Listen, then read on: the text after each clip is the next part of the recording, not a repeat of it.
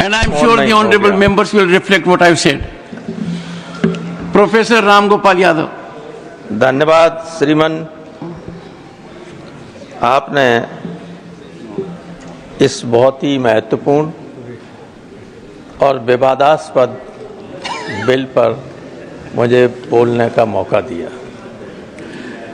कल लोकसभा में मध्य रात के बाद तक चर्चा चली और बिल पास हुआ। मैंने माननीय रिजिजू साहब को पूरा भाषण सुना और नेताओं के भाषण भी सुने और आज भी सुन रहे हैं। दोनों तरफ से कुछ बहुत अच्छे वक्ताओं ने भाषण दिए। कभी कभी लगता है कि उधर से कोई अच्छा व्यक्ति बोल रहा है तो लगता है यही सही है, और कई बार ऐसा लगता है कि इधर से जो बोल रहे हैं वो ज़्यादा सही है। तो ये संसद में जब कन्फ्यूजन जैसी स्थिति हो जाती है तो हमें लगता है कि संसद के माध्यम से देश की आम जनता में भी कन्फ्यूजन पैदा किया जा रहा है, जबकि स्थिति बिल्कुल साफ है। संसद में जब प्रवेश पहली बार में आया, उस तरफ जो अब सदन हो गया है, संविधान सदन, सेंट्रल हॉल में घुसते हैं तो ऊपर लिखा हुआ है अयम निजा परोचेति परोयेति गणना लघुचेत साम उदार चरिता नाम तो वसुधैव कुटुंबकम। तो मैं तो यही अपेक्षा करता हूं सरकार से, खास तौर से, क्योंकि जो विपक्ष में बैठे हुए हैं वो कुछ बना बिगाड़ नहीं सकते, लेकिन जो इधर बैठे हुए हैं वो बहुत कुछ नुकसान कर सकते हैं देश का, लोगों का और संसदीय लोकतंत्र की जो मर्यादा है उसका भी।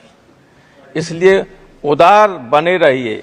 नड्डा जी ने अच्छी बात कही, लेकिन कहा कि राजनीति हुई और अंत में खुद राजनीति में प्रवेश कर गए। तो स्थिति बिल्कुल क्लियर है कि सारे धर्मों के साथ समान व्यवहार होना चाहिए। बहुत बड़ी आबादी है माइनॉरिटी की, और खासतौर से मुसलमानों की हिंदुस्तान में। मेरे ख्याल से दुनिया में इतना बड़ी संख्या मुसलमानों की कहीं नहीं जितनी हिंदुस्तान में, मुस्लिम देशों में भी कहीं। तो इतनी बड़ी आबादी के साथ अगर ये लगे लोगों को कि अन्याय हो रहा है और जनता में चर्चा ये हो जाए, फिर आप कितना ही कहिएगा कि आप एक तरफा बात कर रहे हैं, अपीजमेंट की बात कर रहे हैं, उससे काम नहीं चलने वाला है। व्यक्ति खुद जब कुछ काम अपने को असेस करता है कि मैं ऐसा कर सकता हूं, लेकिन जनता उसको जज करती है कि उन्होंने अतीत में कैसा किया है, मैंने कैसा पीछे किया है। जजमेंट तो उससे होता है। मैं कहूं कि मैं ऐसा कर सकता हूं, करूंगा, उससे थोड़ी कोई जजमेंट करेगा। तो आपने अतीत में जो किया है, जनता उससे संतुष्ट नहीं है। भले ही आप इन के इन प्रकारेण चुनाव जीत जाएं, लेकिन पब्लिक उससे संतुष्ट नहीं है। पब्लिक को विश्वास नहीं है, क्योंकि जो बातें आपने कहीं, जो इस सरकार ने वादे किए लोगों के साथ, उन वादों को न पूरा किया, न उन पर अमल करने की कोशिश की। तो इसमें जो कह रहे हैं, हमारे जो पहले वक्ता बोल रहे थे, ऐसा लगता था कि जाने कितना प्रेम गरीब मुसलमानों के प्रति इनके मन में उभर आया। आंसू निकल आए सर, आंखों से आंसू आ गए। इन्हें हम आज से जानते लेकिन ये, अरे आप हमारे मित्र हैं, आप नेताजी से आपके संबंध बहुत अच्छे रहे। जो मुख्यमंत्री रहा उसके साथ संबंध में आया, अखिलेश से बहुत अच्छे संबंध है और मुझसे बहुत ही अच्छे संबंध रहे। तो इस तरह से बोल रहे थे। आजाद शत्रु है सर, बहुत अच्छे आदमी तो हैं, अच्छे आदमी हैं। किसी एक आदमी से लड़ने की वजह से यहाँ आ गए, लेकिन अच्छी बात है इसकी आलोचना करने से बड़े पद पर पहुंचे। तो मैं ये कह रहा था कि जो भाषण हो रहे हैं उधर से, उसमें बार बार जमीन और फंड, पैसे की बात आती है। मुझे ऐसा लगता है 14 से 24 तक आपको याद ही नहीं रहा, 10 साल आपको याद ही नहीं रहा कितनी बड़ी संपत्ति वक्फ बोर्ड के पास है, इतना पैसा वक्फ बोर्ड के पास है। जब सारी संपत्ति देश की बेच ली तब फिर देखा गया कि कहां बची हुई है, तो आप पॉइंट पे आ गए। ऐसा मत कीजिए।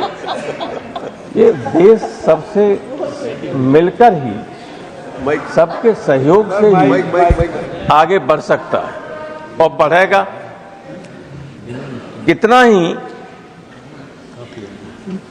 गलत या अलग अलग रास्ते पर डाइवर्स उस पर हम चलें, लेकिन अंततोगत्वा कभी न कभी दिमाग में ये आता ही है कि हमें मिलकर काम करना होगा, तभी देश की तरक्की हो सकती है। लेकिन हमें बुरा न मानो, एक सेंटेंस में कह रहा हूं, मैं कई बार इतना ज्यादा कटु सत्य कभी नहीं बोलता, और इसलिए नहीं बोलता हूं कि आगे की लाइन में और पीछे भी दोनों तरफ, खासतौर से उस तरफ जो लोग बैठे हुए हैं, उनका मैं बहुत लिहाज करता हूं, तो कहीं इनको बुरा न लगे इसलिए नहीं कहता हूं। लेकिन मुझे ऐसा लगता है, प्रोफेसर मनोज झा ने इशारा किया था कि हम धीरे धीरे डेमोक्रेटिक स्टेट से टोटलिटेरियन स्टेट की तरफ बढ़ रहे हैं, और ये बहुत ही नुकसानदायक बात होगी इधर बैठे हुए लोगों के लिए भी और उधर बैठे हुए लोगों के लिए भी, अगर ऐसी स्थिति आती है तो। इसलिए ये स्थिति मत पैदा होने दीजिए। मैं यहाँ पर जो ये बिल आया है उस पर संदेह हमें इसलिए ज्यादा है क्योंकि हम उत्तर प्रदेश के लोग बुरा न माने, हम जो उत्तर प्रदेश में देख रहे हैं, लोग नमाज नहीं पढ़ सकते, अपने घर की छत पर नमाज नहीं पढ़ सकते। ईद के दिन, ईद, मैं तो आपकी तरफ देख के कहूंगा, नहीं पर मैं थोड़ा बोर्ड की तरफ भी देख लें। अरे 3-3 मिनट वालों को आपने 20-20 मिनट दे दिया, तो हमें भी 1 आध मिनट ज्यादा दे दीजिए। वैसे मैं आपके हर आदेश का पालन करूं, मैं अभी बैठ जाऊंगा। नहीं, आप इतने वरिष्ठ हैं। आपने टेलीविजन पर देखा होगा नड्डा साहब कि संबल मेरी पार्लियामेंट्री कॉन्स्टिट्यूंसी रही है, लोकसभा का मैं सदस्य वहां से रहा हूं। ईद के दिन जब लोग नमाज पढ़ रहे थे तो बाहर अधिकारी नंगी हाथ में रिवॉल्वर लिए हुए घूम रहे, फोर्स के साथ, जहां शांति की बात होती है। जब ये माहौल प्रदेश में कहीं हो जाए तो आप किसी अच्छे मन से भी अगर कोई बिल लाएंगे जिसमें इन्वॉल्व माइनॉरिटी होगी, उनको भरोसा हो ही नहीं सकता आप पर। इसलिए पहले तो उत्तर प्रदेश की सरकार को संभालिए कि माइनॉरिटी के साथ व्यवहार ठीक करे, और उसके बाद इस तरह के बिल लाएं तो इसमें भी संशोधन। ये तो आपने सोचा ही नहीं, हमें लगता इसको इम्प्लीमेंट करेंगे तो कितना संकट आएगा सामने, उसको लागू करने में आपके ही सामने दिक्कत आ जाएगी। 5 साल से इस्लाम का प्रचार कर रहा हो, जो हिंदू पैदा हो गया वो हिंदू है, जो मुस्लिम पैदा हो गया वो मुसलमान है।